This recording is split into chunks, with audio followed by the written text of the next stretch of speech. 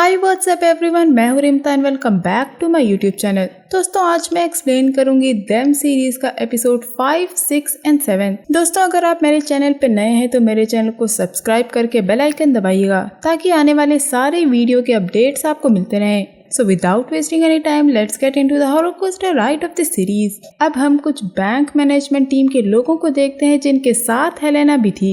दोस्तों हेलेना वही लेडी है जिसने एमरी फैमिली को घर दिलवाया था। यहाँ ये लोग बैठ के अपने बिजनेस पे डिस्कस कर रहे होते हैं जिसपे हमें ये जानने को मिलता है कि वो लोग नीग्रो फैमिली से 20% इंटरेस्ट लिया करते थे जो कि सही नहीं था और ये ज्यादा देर तक चल भी नहीं सकता था। इसीलिए उन्होंने एक स्ट्रेटेजी बनाई थी जिसमें वो ईस्ट क्रॉम्पटन की हर एक सोसाइटी में एक नीग्रो फैमिली को रखेंगे जिससे बाकी के सोसाइटी मेंबर्स वहाँ से भागने लगे और वहाँ के घरों के रेट्स बढ़ जाएं जिससे उन्हें काफी फायदा होगा। लेकिन व्हाइट फैमिलीज ब्लैक पीपल्स को नहीं अपनाते और ये ही नहीं ब्लैक पीपल्स भी व्हाइट पीपल के साथ रहना पसंद नहीं करते थे। इसीलिए अब ये लोग ब्लैक पीपल्स को वहाँ जॉब देना शुरू करते हैं जिससे वो खुद वहाँ आ जाएंगे। इनकी इसी चाल में वही ब्लैक फैमिली सबसे पहले फंसी थी जिससे लक मिलने गई थी। अब वेस्ट क्रॉम्पटन सारे नीग्रो से भरा हुआ था बट ईस्ट क्रॉम्पटन का ऐसा हाल ना हो इसलिए हेलेना काफी टेंस थी। यही नहीं हेलेना उस ऑफिसर को ब्राइब भी दिया करती थी जो एमरी फैमिली के घर आया था ताकि वो ब्लैक फैमिली को व्हाइट फैमिली से बचा सके। इन सब के बीच हेलेना फंस गई थी क्योंकि वो झूठ बोल के ब्लैक फैमिलीज को व्हाइट के नेबर में लाती थी ये सोच के कि वो लोग ब्लैक्स को अपना लेंगे, पर ऐसा नहीं हुआ। इन्हीं के साथ अब व्हाइट पीपल्स भी हेलेना को धमकी देने लग गए थे क्योंकि वो ब्लैक को इनके नेबर में ला रही थी। यहाँ से स्टोरी पास्ट में मूव होती है जहाँ पे हम सीरीज के पहले एपिसोड पे पहुँचते हैं जहाँ हमने उस ओल्ड लेडी को घर के बाहर देखा था और वो वही पोएम लक को सुना रही थी जिसके बाद उसका बिहेवियर थोड़ा चेंज हो जाता है और हम पीछे से 3 व्हाइट मैन को आता देखते हैं। उन्हें पता था कि हेनरी वहाँ नहीं है और ना ही लक की बेटियां घर पे थी क्योंकि लक अकेली थी इसीलिए ये लोग वहाँ आए थे। लक डर के मारे जल्दी से अंदर जाती है और अपने बेटे चेस्टर को स्टोर में छिपा देती है और खुद भी छिप जाती है। ये लोग गेट तोड़ के अंदर आते हैं और लक और उसके बेटे को ढूंढने लगते हैं और थोड़ी ही देर बाद उन्हें लक मिल जाती है जिसके साथ वो लोग सेक्सुअल असॉल्ट करना शुरू करते हैं और अब वो ओल्ड लेडी भी चेस्टर को ले आती है जिसे वो बैग में डालकर कैट इन द बैग कह के एक दूसरे को पास कर रहे थे। एंड यू नो गाइस, इस सीन को देखकर तो मेरी भी रूह कांप गई थी क्योंकि आप और हम इमेजिन भी नहीं कर सकते कि उस वक्त लक पे क्या बीत रही होगी। और ये सीरीज रियल इवेंट से इंस्पायर्ड है तो आप सोचिए कि उस वक्त उन लोगों पे क्या बीती होगी जिनके साथ ऐसा हुआ होगा। लक के साथ सेक्सुअल असॉल्ट हो रहा था और दूसरा उसके बेटे को कुछ लोग हवा में उछाल कर खेल रहे थे जिसकी जान कुछ मिनटों में ही चली जाती है। अब वो लक के साथ वो सब करके और चेस्टर की डेड बॉडी को वहीं छोड़कर हंसते हंसते वहाँ से निकल जाते हैं और बस पीछे टूटी हुई लक को छोड़ जाते हैं। अगले सीन में हम चेस्टर का फ्यूनरल देखते हैं और लक के धीरे धीरे बदलते बर्ताव को। लक पे इतना गुस्सा भरा हुआ था कि उसने एक नन को थप्पड़ मार दिया था क्योंकि वो गॉड पे विश्वास करने के लिए कह रही थी। इन सबसे परेशान हेनरी काफी टेंस था। अब लक धीरे धीरे डिप्रेशन में जा रही थी और इसकी वजह से उसकी मेंटल हालत खराब हो गई थी। इस टाइम वो सिर्फ उस बैग को लेकर जिसमें चेस्टर मरा था उसे बेसमेंट में ले जाके रोती रहती थी जिसके कुछ टाइम बाद उसकी बेटियां भी उसे पागल समझने लगी थी, पर हेनरी ने उसका साथ नहीं छोड़ा। अब हेनरी को क्रॉम्पटन में जॉब मिल जाती है और वो लक को किसी तरह समझाकर अपने साथ क्रॉम्पटन ले आया था लेकिन लक अभी भी उस इंसिडेंट से उभर नहीं पाई थी। डायरेक्टर ने सीन को बखूबी दिखाया था। अब हम एमरी फैमिली के 6th डे को देखते हैं। अब एमरी फैमिली के मेंबर्स को किसी न किसी चीज का डर था। जैसे लक को ड्रीम आता था जिसमें उसने अपनी ही बेटी रूबी को एक एक्स से मार दिया था। हालांकि ये सिर्फ एक ड्रीम था लेकिन जब लक डर के उठती है तो हम उसके पैरों में मिट्टी और उसके बेड के नीचे एक्स को रखा देखते हैं। हेनरी का हाल भी कुछ ऐसा ही था। शेव करते वक्त उसे कट लग जाता है और जब वो खून को देखता है तो उसे फिर से वही कैबिन याद आता है जिसमें उसे रखा जाता था और रूबी अब उसी लड़की के साथ रहने लगी थी जो स्पिरिट थी। वो उसे मेकअप करने के लिए कहती है लेकिन अपने पेरेंट्स की वजह से वो ऐसा नहीं कर सकती थी।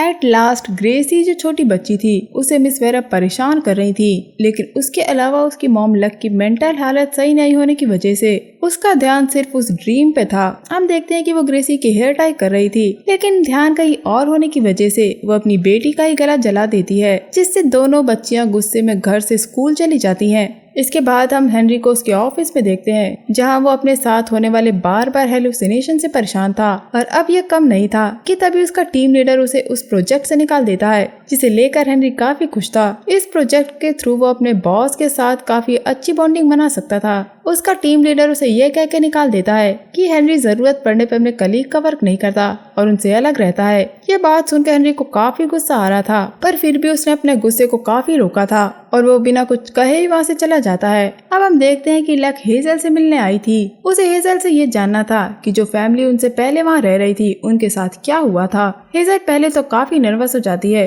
इसीलिए वो उस बात को टालने लगती है, लेकिन लक के इंसिस्ट करने पे वो ये बताती है कि वहाँ उनसे पहले बोमॉन्ट फैमिली रहती थी, जिसमें से मिसेस बोमॉन्ट ने अपने बेटियों को जान से मार दिया था। ये सुनकर लक को शॉक लग जाता है। वो कंफ्यूज थी कि एक माँ अपने बेटों को जान से कैसे मार सकती है।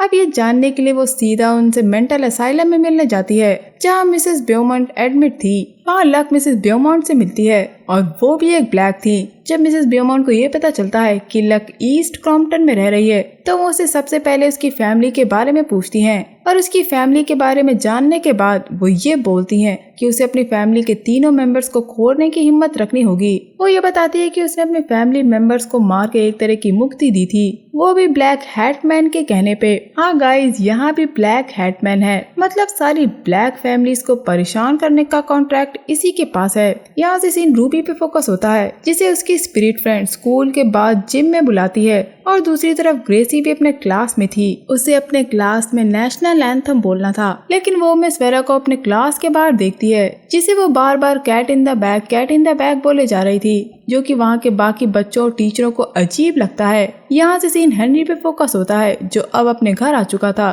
प्रोजेक्ट से हटने की वजह से उसका मूड ऑफ था। घर आकर वो लक को ढूंढता है, पर लक के ना मिलने पे वो टीवी ऑन करके देखने लगता है। टीवी देखते देखते उसे वही ब्लैक जोकर उसके पास बैठा दिखता है, जिससे हेनरी अब डरता तो नहीं है, बल्कि नॉर्मल बात करने लगता है। बातों बातों में वो जोकर उससे उसके टीम लीडर ने जो उसके साथ किया उसे याद दिलाता है, पर हेनरी को भड़काता है कि उसके टीम लीडर ने बहुत गलत किया, और इस चीज से हेनरी एक गन लेकर अपनी टीम लीडर को मारने चला जाता है। इसके बाद हम रूबी को जिम में देखते हैं, जहाँ उसे वो स्पिरिट लेकर आई थी, जो उसे बेसमेंट में ले जाती है, ये कहकर कि सारी चेयर लीडर बेसमेंट में ही हैं, जबकि हम सारी चेयर लीडर को गार्डन में प्रैक्टिस करता देखते हैं। नीचे पहुंचने पे वो सच में चेयर लीडर्स थी, जो चेयर लीडिंग कर रही थी, और वो रूबी को भी अपने साथ चेयर लीडिंग करवाती हैं। सबसे बड़ी बात, वो वाइट गर्ल्स थी, लेकिन वो सब रियल नहीं थी। उस स्पिरिट की वजह से रूबी को ही सिर्फ वो दिख रही थी, और रूबी बेसमेंट में सिर्फ अकेले ही चेयर लीडिंग कर रही थी। स्कूल में अब लक भी आ चुकी थी, जिसे ग्रेसी की टीचर ने बुलाया था।